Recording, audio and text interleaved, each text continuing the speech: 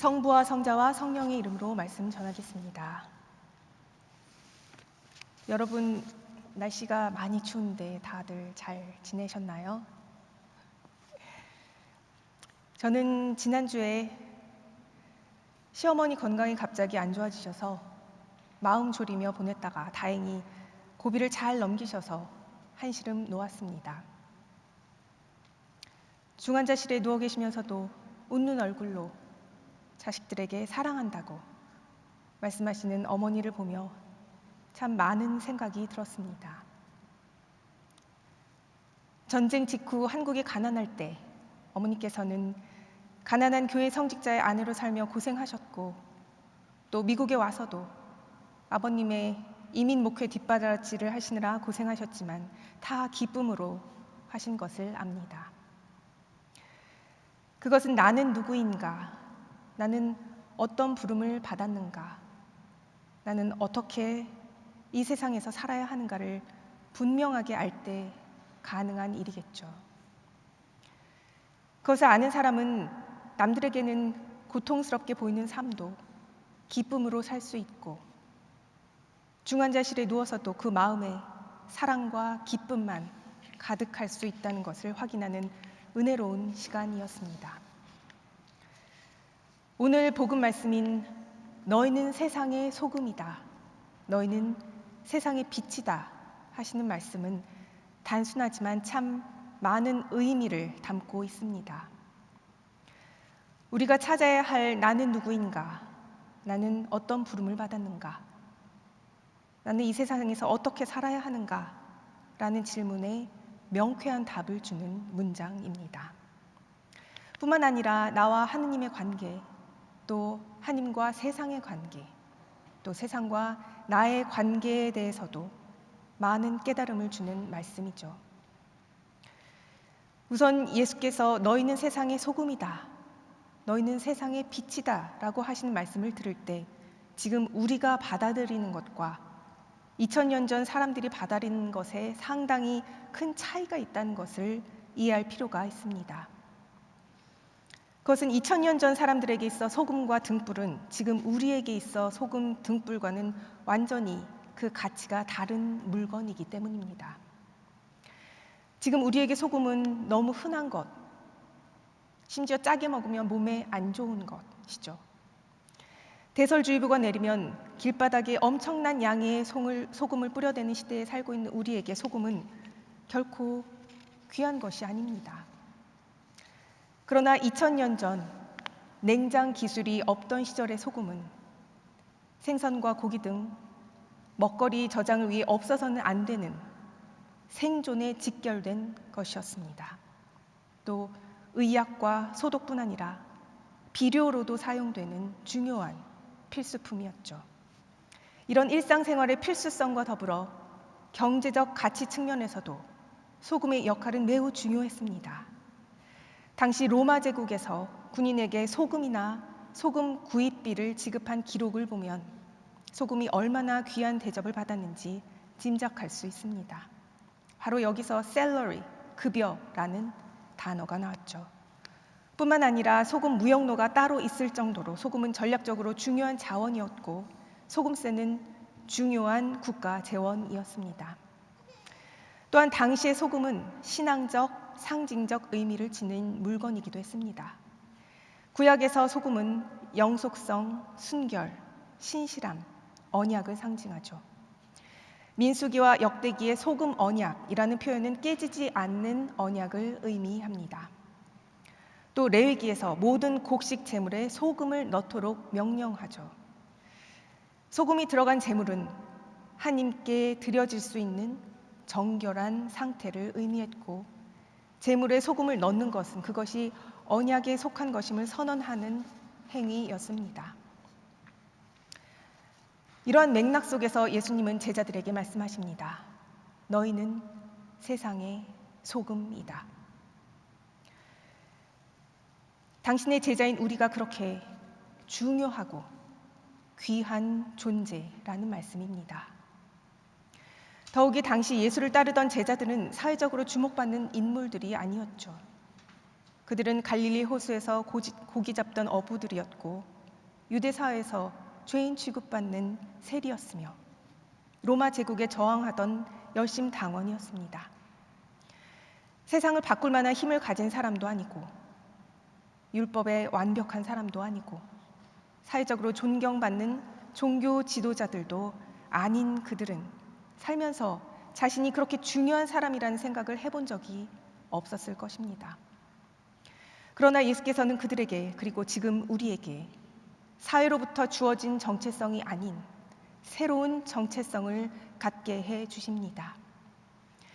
이 세상에서 예수의 제자로 부름받은 우리들은 있어도 되고 없어도 되는 존재가 아니라 반드시 필요한 귀한 존재임을 선언하십니다.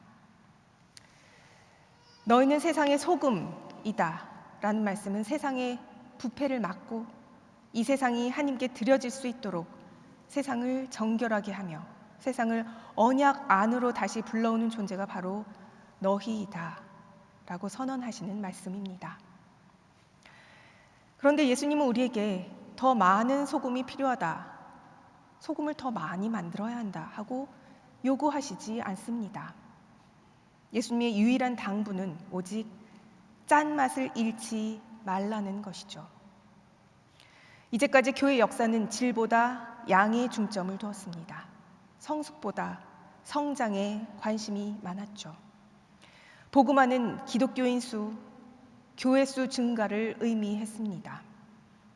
그러나 짠맛을 잃은 소금은 아무리 많아도 길바닥에 내버려지는 쓸데없는 물건일 뿐입니다.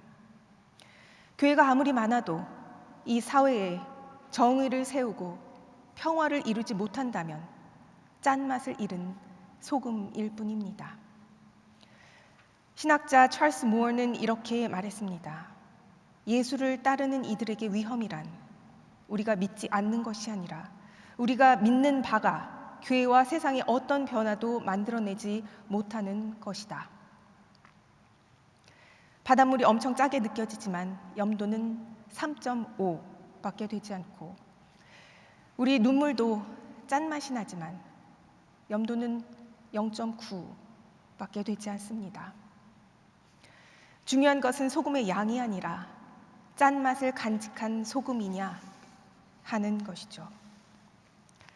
그렇다면 세상의 소금인 우리가 간직해야 할 짠맛은 무엇을 뜻할까요? 그것은 도덕적 완벽함이 아니라 언약에 대한 신실함입니다. 세상과 똑같아지지 않으면서도 세상 곁을 떠나지 않고 진실과 자비, 용서와 정의로 세상의 부패를 막는 삶을 사는 것입니다. 예수님은 우리에게 소금이 되어야 한다, 혹은 이렇게 하면 소금이 될 것이다가 아니라 너희는 세상의 소금이다 라고 선언하십니다. 이렇듯 소금이 소금다울 수 있는 것은 스스로 노력해서가 아니라 본래 받은 성질 때문입니다. 그러므로 우리의 소금다움은 우리의 의지가 아니라 하나님과의 관계에서 나옵니다. 기도와 예배, 회개와 성찬 안에서 우리는 우리에게 주어진 짠맛을 간직하고 세상으로 나아가야 합니다. 너희는 세상의 빛이다 하신 말씀 또한 단순한 격려가 아니라 제자들의 정체성을 선언하는 말씀이죠. 예수님 시대의 어둠은 오늘날 우리가 경험하는 불 꺼진 밤과 달랐습니다. 어둠은 곧 위험이었고 생존의 위기였습니다. 빛이 없으면 길을 잃고 일상을 멈춰야 했으며 생명 자체가 위협받았죠. 그런 시대에 예수님은 평범한 사람들을 향해 너희가 빛이다 라고 말씀하십니다. 이는 우리의 존재가 세상을 살게 하고 다른 이들의 삶을 가능하게 한다는 뜻입니다. 성경에서 빛은 본래 하나님께 속한 언어입니다. 창조는 빛으로 시작되었고 하느님은 이스라엘의 빛이셨으며 이스라엘은 열방의 빛으로 부름받았습니다. 그런데 예수님은 그 하느님의 속성을 제자들에게 나누어 주십니다. 하나님이 세상을 비추시던 일을 이제 제자들의 삶을 통해 계속 하시겠다는 거죠. 이는 영광스러운 특권이며 동시에 매우 무거운 소명입니다. 예수님은 빛은 감춰질 수 없다고 말씀하십니다. 산 위의 동네가 숨겨질 수 없고 등불이 발 아래 놓일 수 없듯이 참된 신앙은 본질적으로 세상 속으로 향합니다. 신앙은 개인의 내면에만 머무는 것이 아니라 공동체와 세상 가운데서 드러나도록 부름 받습니다. 그래서 예수님은 너희의 착한 행실을 사람들에게 보게 하라고 말씀하시죠. 이는 우리 자신을 드러내라는 말씀이 아니라 우리의 삶을 통해 하느님이 어떤 분이신지가 보이게 하라는 초대입니다. 빛은 드러내고 밝히고 보이게 합니다. 무엇이 참인지, 어디로 가야 하는지, 무엇이 숨겨져 있는지를 보여줍니다. 우리가 바라는 빛이 연약하고 흔들릴지라도 어둠 속에서 작은 불빛 하나로도 세상이 달라집니다. 예수님은 우리에게 무엇을 하라고 말씀하시지 않습니다. 너희는 무엇이다 라고 선언하시죠. 우리는 이미 세상의 소금이며 빛입니다. 우리가 이 정체성을 잃지 않고 살아갈 때 세상은 조금 덜 썩고 조금 더 밝아질 것입니다. 소금도 빛도 자신을 위해 존재하지 않습니다. 이렇게 우리는 세상을 살리기 위해 그리고 하나님을 가리키기 위해 존재합니다. 이것이 예수께서 제자들에게 주신 정체성이며 이것이 오늘 우리에게 주어진 부르심입니다.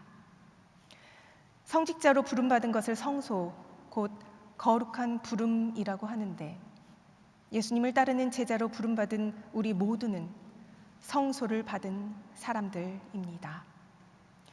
우리가 짠맛을 간직한 소금으로 그리스도의 빛으로 정의와 평화를 바라는 마음을 간직하고 세상 가운데 나아갈 때 누군가 하늘에 계신 아버지를 찬양하는 놀라운 일이 반드시 일어날 것입니다. 이 귀한 성소의 삶을 살아내는 우리 안에 변치 않는 짠맛과 그리스도의 빛이 늘 함께 하시기를 기도합니다.